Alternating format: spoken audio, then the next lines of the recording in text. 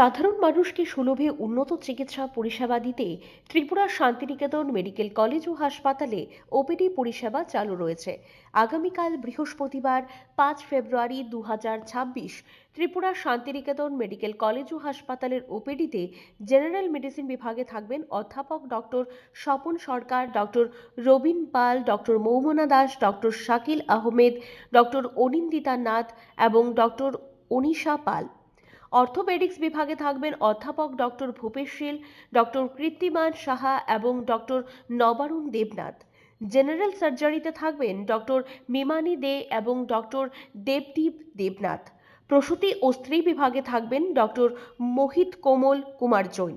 শিশু বিভাগে থাকবেন অধ্যাপক ডক্টর তাপস ঘোষ, ডক্টর নীলাঞ্জন মজুমদার এবং ডক্টর অলিভিয়া দাশগুপ্ত। ইএনটিতে থাকবেন ডক্টর প্রাণগোপাল দত্ত এবং ডক্টর অর্পিতা মহন্তি এবং ডক্টর শান্তনু রায়।